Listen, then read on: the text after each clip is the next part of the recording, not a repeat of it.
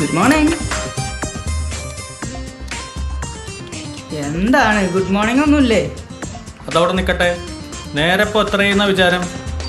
ഒരു മണിക്കൂറല്ലേ നേരം വൈകുള്ളൂ രാജേട്ടാ. എനിക്കൊന്നുമില്ല. സൈൻ ചെയ്യണമെങ്കിൽ മാനേജറുടെ അടുത്ത് പോകണം. ഷോ ബുക്ക് കൊണ്ടുപോയോ? മുന്നത്തെ മാനേജറാന്ന് വിചാരിച്ചോ? എൻ്റെ ഹാഫ് ഡേ.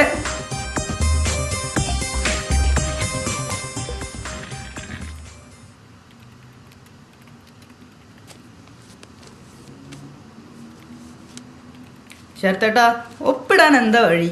അങ്ങോട്ട് ചെല്ല്, നിർത്തി പൊരിക്കുകയുള്ളു. ഷോ ശരിക്കും എന്താ ഉണ്ടായെന്നറിയോ? വരുന്ന വഴിക്കൊരു ആക്സിഡന്റ്. 2 ബൈക്കുകൾ തമ്മിൽ നമുക്ക് നോക്കി നിൽക്കാൻ പറ്റുമോ? ഞാൻ അവരെ കൊണ്ട് ഹോസ്പിറ്റലിൽ പോയി. അതാ വഴി ഇത്. അങ്ങനെയാണെങ്കിൽ മാനേജറോട് പറ, ഒപ്പിടാൻ സമ്മതിക്കും. നിങ്ങൾ വിചാരിക്കുന്ന പോലുള്ള ആളല്ല മാനേജർ, മനസാക്ഷിയുള്ളവനാ. ഈ കാസർകോട്ടുകാർ പൊതുവേ മനുഷ്യത്തുള്ള ആൾക്കാരാ. സോപ്പരണ്ട, നീ മനസ്സ് കണ്ട അങ്ങോര് മാനത്ത് കാണും. അപ്പൊ ചിന്ന പുലിയാണെന്ന് അർത്ഥം. ചിന്ന പുലിയോ? ഒന്നിനും കൊള്ളാത്ത കാസർഗോഡ് ബ്രാഞ്ചിനെ സൗത്ത് ഇന്ത്യയിലെ നമ്പർ 1 ആക്കിയ ആളാ നമ്മുടെ മാനേജർ.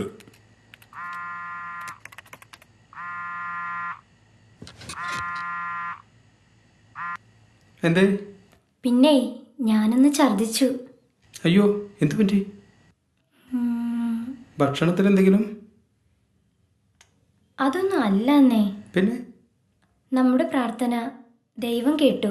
എന്ത് പ്രാർത്ഥന? ഒന്നുമില്ല. നിങ്ങൾ 2ാമത്തെ കുട്ടിയുടെ അച്ഛനാവാൻ പോണൂന്ന്.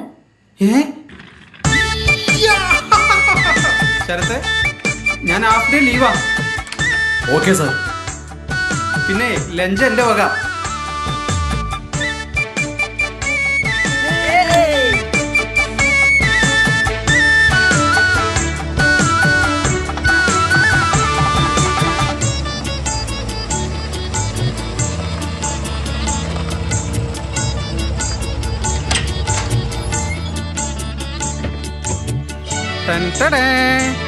ഞാനിപ്പോ വിചാരിച്ചേ ഉള്ളൂ എവിടുന്ന അതാണ് നീ മനസ്സ് കണ്ട ഞാൻ മാനത്ത് കാണുന്നു പറഞ്ഞു. തരില്ല തരില്ല തരില്ല തരില്ല തരില്ല തരില്ല തരില്ല തരില്ല തരില്ല തരില്ല.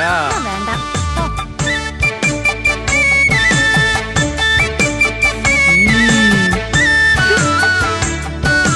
എന്നാ പിടിച്ചോ. തരില്ല തരില്ല തരില്ല. വെറുതെ ദേഹം ഇളക്കല്ലേ കേട്ടോ. അയ്യോ, ഞാൻ ഓർത്തില്ല.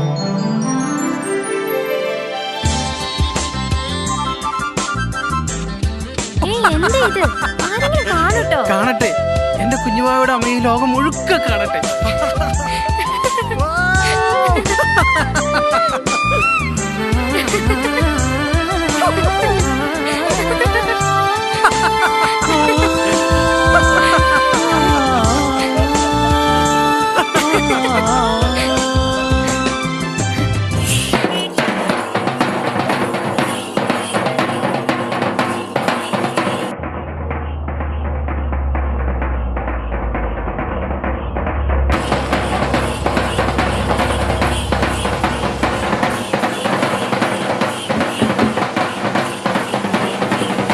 പിന്നെ ഏട്ടനൊരു 500 കട്ട കയറ്റി കൊടുത്താ.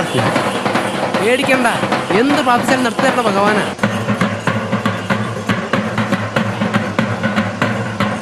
സൈഡാക്കി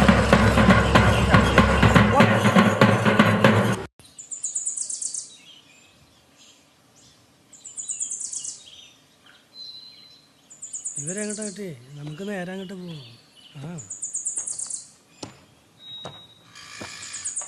ഇവിടെ തൊട്ടിൽ കിട്ടിയ സന്താന ഭാഗ്യം ഉണ്ടാവുന്ന വിശ്വാസം.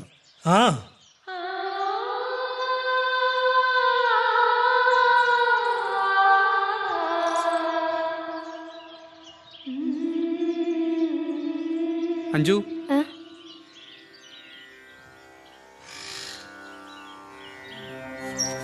അഞ്ജു സൂക്ഷിച്ചു.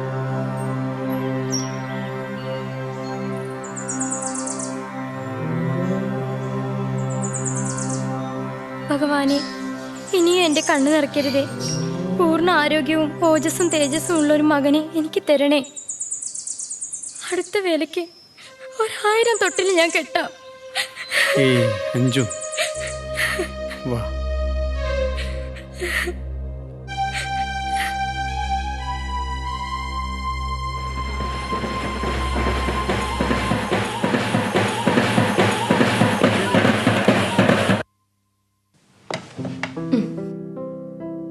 മോളുടെ പേരെന്താ? ലീന. മോളെങ്ങനെ സംസാരിക്കില്ല. ഓക്കെ കൈ നീട്ട്. Thank you. മിസ്റ്റർ ഗൗതം, ഞാൻ പറയുന്നത് ശ്രദ്ധയോട് കൂടി കേൾക്കണം. മൂത്ത കുട്ടിക്ക് ബുദ്ധിമാന്ദ്യം ഉള്ളതുകൊണ്ട് ജനിക്കാൻ പോകുന്ന കുട്ടിക്കും 50% പ്രതീക്ഷിക്കണം.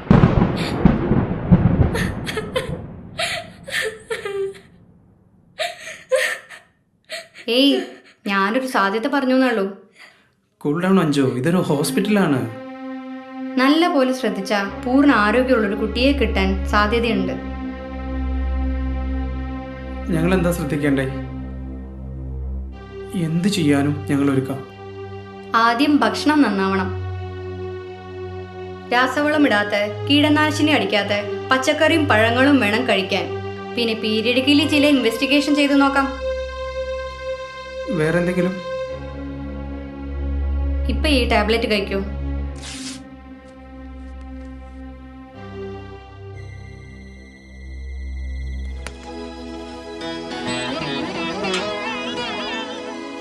നിനക്ക് കറി വേണ്ടേ? വേണ്ട. അയ്യോ, അത് പറ്റില്ല. എല്ലാം കഴിക്കണം, എന്നാലേ കുട്ടിക്ക് ആരോഗ്യം ഉണ്ടാവൂ. പച്ചക്കറി കാണുന്നതേ പേടിയാ എനിക്ക്.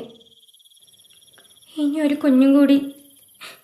ഏയ്, ഇനി അങ്ങനെ സംഭവിക്കില്ല. പൂർണ്ണ ആരോഗ്യമുള്ളൊരു കുഞ്ഞിനെ കിട്ടാൻ ഈ ലോകത്ത് എവിടെ ട്രീറ്റ്മെന്റ് ഉണ്ടെങ്കിലും നമ്മൾ പോകും. എന്തൊക്കെ വിറ്റുപറിക്കിട്ടാണെങ്കിലും. ഷുവർ.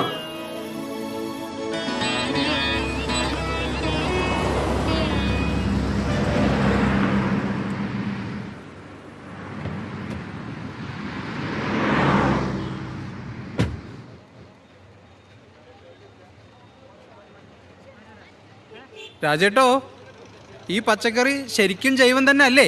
ജൈവം എന്ന് പറഞ്ഞിട്ടാ കൊണ്ടുതരണത്. ഇനി നമ്മളറിയാതെ കീടനാശിനി അടിക്കണ്ടോന്ന് അറിയില്ല. അയ്യോ, തനി ജൈവാണ് വേണ്ടെങ്കിൽ നമ്മുടെ യു പി സ്കൂളിൽ ഒരു പച്ചക്കറി തോട്ടമുണ്ട്. തനി ജൈവ. അവിടുത്തെ നാരായണ മാഷ കണ്ട എന്തൊക്കെ വേണോ അതൊക്കെ കിട്ടും. മേഡം, നാരായണ മാഷ്. മാഷിപ്പോ പച്ചക്കറി തോട്ടത്തിലായിരിക്കും. ഇത് കൂടെ പൊക്കോളൂ. ഓ, താങ്ക് യു. രാസവളവും കീടനാശിനിയും ഇട്ടിട്ടാണ് പച്ചക്കറി ഉണ്ടാക്കണതെന്ന് അറിഞ്ഞിട്ട് എത്ര കാലായി? ഒരു 15 വർഷമായി കാണും. ആ കാലം മുതൽ ഒഴിവ് കിട്ടുന്ന നേരത്ത് ഓരോ മുരുടെ പച്ചക്കറി വെച്ചിരുന്നെങ്കിലോ? തന്റെ മകൾക്ക് ഈ ഗതി വരുമോ?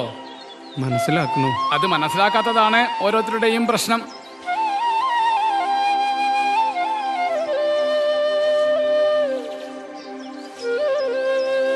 താൻ ആദ്യം ഈ കുട്ടികളെ കണ്ടുപിടിക്കേ. അവര് നല്ല ഭക്ഷണം കഴിക്കണമെന്ന് മാത്രമല്ല, നാട്ടുകാരെ കൊണ്ട് നല്ല ഭക്ഷണം കഴിപ്പിക്കുകയും ചെയ്യുന്നു. അങ്ങനെ മണ്ണിനെയും മനുഷ്യനെയും സ്നേഹിക്കുന്ന ഒരു പുതിയ തലമുറ ഉണ്ടാവുന്നു. അവര് തൊഴിലുറപ്പെന്ന സന്ദേശം പരത്തുന്നു. എത്ര മഹത്തായ കാഴ്ചപ്പാട് അല്ലേ? അതെ. തനിക്ക് ആവശ്യമുള്ള പച്ചക്കറി ഞങ്ങൾ തരാം, പക്ഷെ ഒരു കണ്ടീഷൻ. എന്താ?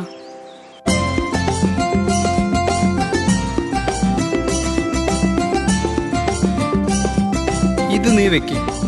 വരും തലമുറയ്ക്കൊരു പാഠമാവട്ടെ.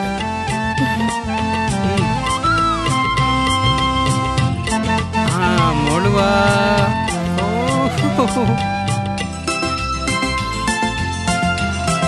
നോക്ക് മോളു.